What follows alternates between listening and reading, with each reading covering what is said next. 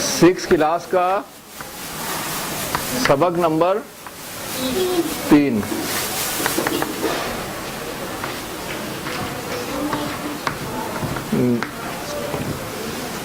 नेक दिल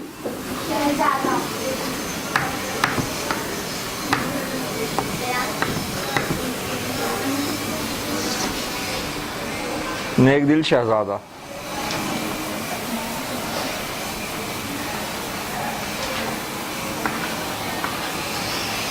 ठीक है,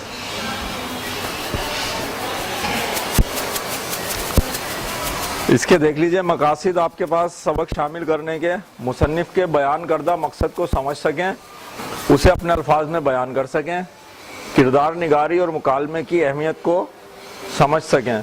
किरदार निगारी अलग है और मुकालमा अलग है। अच्छा, मुज़क्कर और मुअन्नस की पहचान और उनका इस्तेमाल सीख सकें, ये मशकी काम है हमारा।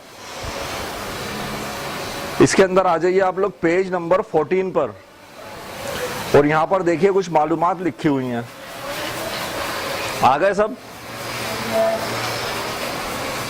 गौतम बुद्ध का असल नाम सुदारत था।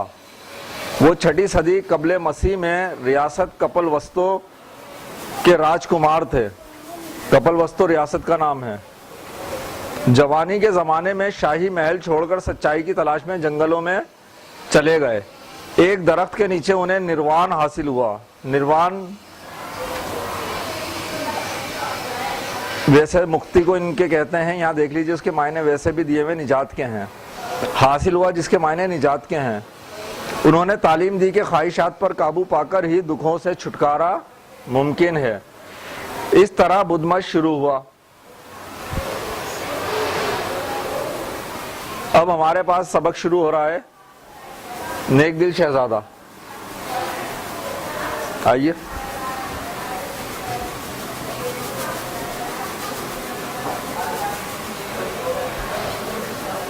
सबक पढ़ते हुए देखिएगा बेटा, आप लोगों को क्या काम करना है। इस कहानी में तमाम किरदारों के नीचे खत खींचने हैं। पहला हिस्सा,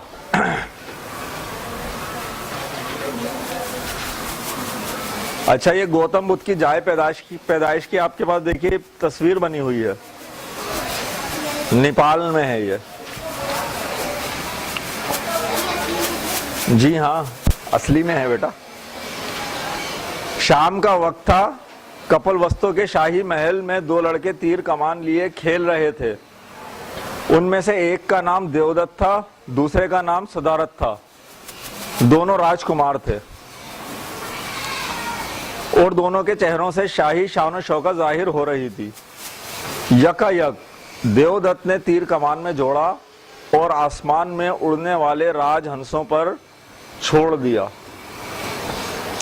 सुदारत रहमदिल शहजादा था। उसका कलेजा धड़कने लगा, मगर देवदत्त को उसकी परवाह ना थी।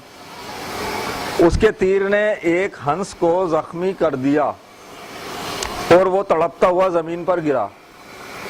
सुदारत की खूबसूरत आंखों से आंसू बहने लगे और उसने दौड़कर हंस को गोद में उठा लिया, मगर वो सख्त जख्मी था और उसके जिंदा बचने की कोई उम्मीद ना थी।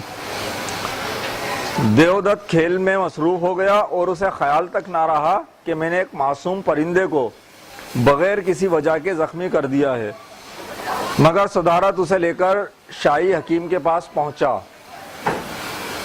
और बोला, इसके जख्म पर मरहम लगा दीजिए, ये बहुत बेताब हो रहा है। हकीम शहजादे की इस हमदर्दी पर बहुत खुश हुआ और उसने दोजानो होकर पेशिन गोई की कि ए शहजादे, तू किसी दिन दुनिया में आफताब की तरह चमकेगा। दोजानो होकर बैठना कोई बच्चा बता सकता है? जी हाँ, जैसे नमाज में जो हम बैठते हैं, अत्तहियात में जब जाते हैं, दोजानो होकर बैठना, दोनों घुटने मोड़कर, वैसे बैठे और पेशीन गोई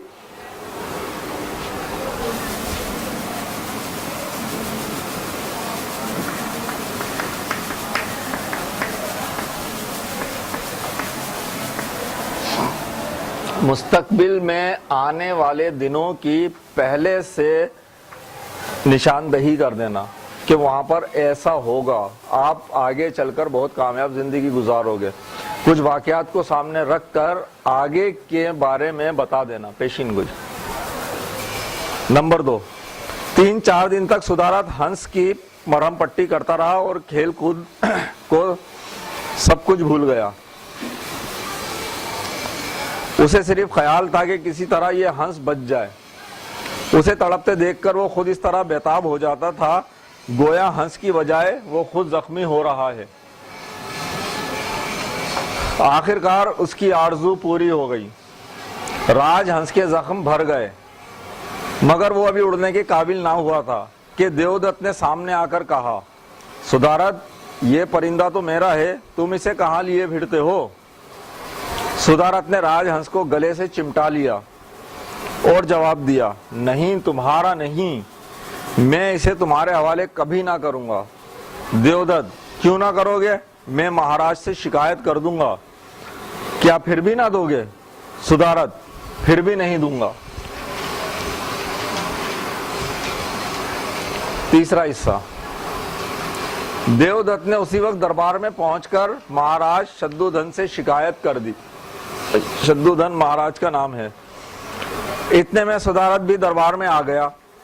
राजहंस उस वक्त भी उसके सीने से चिमटा हुआ था और सुधारत उसकी गर्दन पर प्यार से आहिस्ता आहिस्ता हाथ फेर रहा था।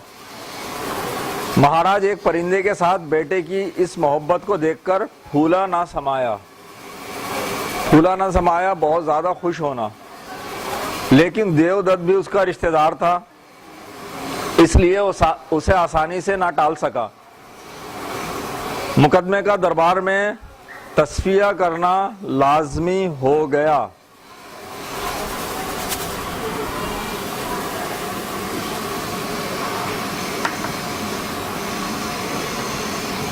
तस्फिया करना, फैसला करना, वाज़े बिल्कुल फैसला करना और किसी नतीजे पर पहुंच जाना, उसमें सुलह सफाई करा देना, तस्फिया। उसने मुस्कुराकर सुधारत से कहा, बेटा सच मुझ बताओ, ये राजहंस किसका है? सुधारत ने निहायत मतानत से जवाब दिया, मेरा। मतानत मजबूत लहजे में पुख्तगी के साथ।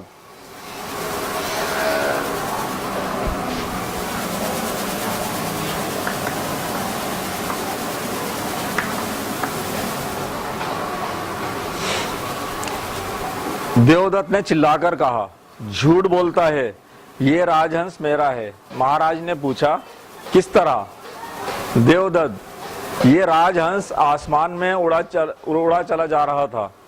मैंने इसके तीर मारा, ये जख्मी होकर जमीन पर गिर गया, इसलिए इस पर मेरा हक है। इससे पूछिए ये ठीक है या नहीं। सुधारत, ये दुरुस्त है। अच्छा, ये देखिएगा, यहाँ पर एक उसलूब इस्तेमाल हो रहा है, तरीका। नाम लिखा हुआ है और उसके आगे बात लिखी है। जैसे यहाँ पर देवदत्त, ये राजहंस आसमान में उड़ा चला जा रहा था, ये मुकालमे कहलाते हैं। इस तरीके के शख्सियत का नाम और उससे आगे उसकी बात, ये आपकी मुकालमा निगारी चल रही है। उसके बाद नीचे सुधारत, ये दुरुस्त है, यानी कि सुधारत का नाम दिया और उसकी बात दे दी, ये मुकालमा निगारी है।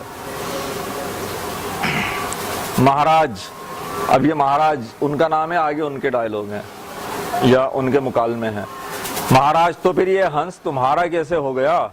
सुधारत, महाराज देवदत्त ने उसे जख्मी कर दिया था।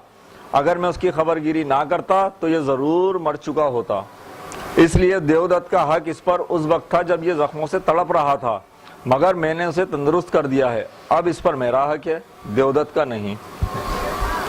महाराज हैरान थे, वो इस मुकदमे का फैसला ना कर सकते थे। आखिर उनके गुरुजी ने आकर कहा, सुधारत और देवदत्त आमने सामने खड़े हो जाएं और दरमियान में हंस को छोड़ दिया जाए। वो जिसके पास चला जाए उसके हवाले कर दिया जाए। चौथा हिस्सा। देवदत्त और सुधारत चंद गज के फासले पर खड़े हो गए। दरमियान में हंस छोड़ा गया। वो इस वक्त इस तरह सहमा हुआ था जैसे बिल्ली को देखकर कबूतर सहम जाता है।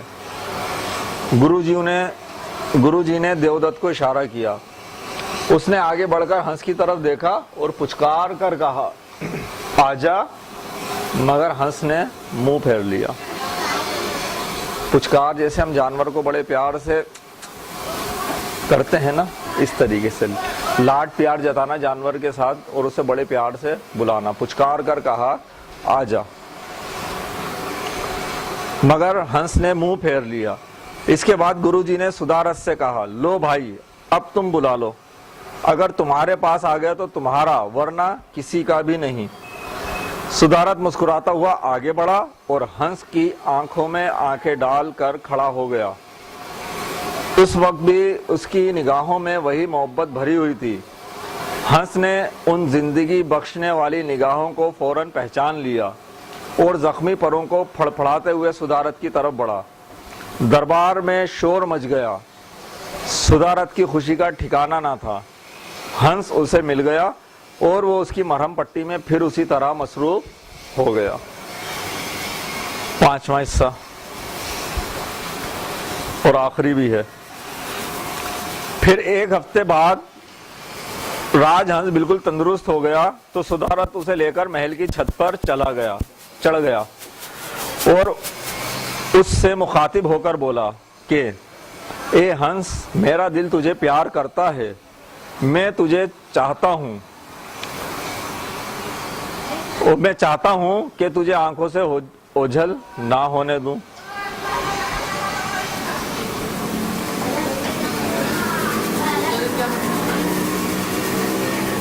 किस चीज का बेटा? वही तो बता रहा हूं।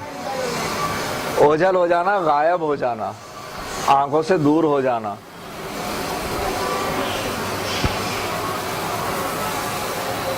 मैं चाहता हूं कि तुझे आंखों से ओझल ना होने दूं, लेकिन मैं जानता हूं कि तू अपने बाल बच्चों के लिए उदास हो रहा है, इसलिए जा और उसके साथ हंस खेलकर जिंदगी के दिन गुजार, लेकिन फिर कभी शहर की तरफ ना आना, वरना फिर कोई शिकारी बच्चा तुझे जख्मी कर देगा।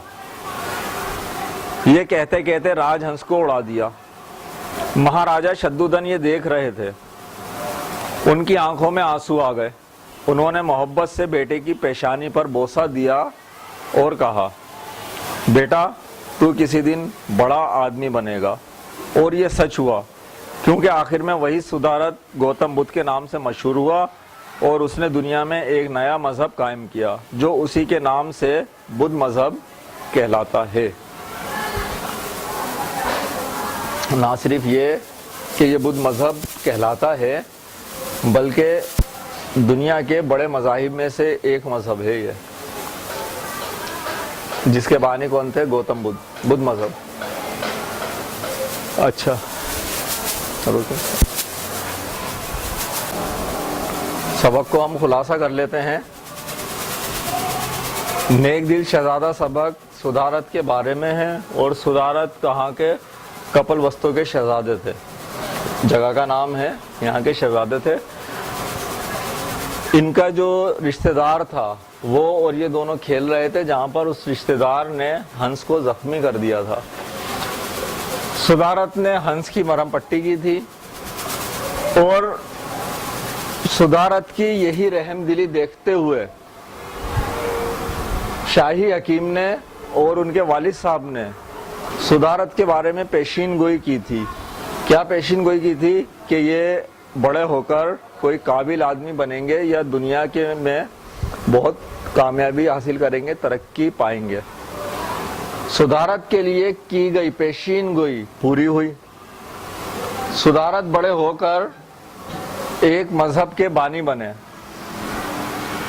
जो मजहब सुदारत ने लोगों को दिया, जिसके बानी बने, उसका नाम बुद्ध मत, और सुदारत खुद जो थे उन्होंने गौतम बुद्ध के नाम से शोहरत हासिल की। आज दुनिया सुदारत को गौतम बुद्ध के नाम से जानती है और उनके दिए हुए मजहब को बुद्ध मत के नाम से पहचानती है। बंद कर दी।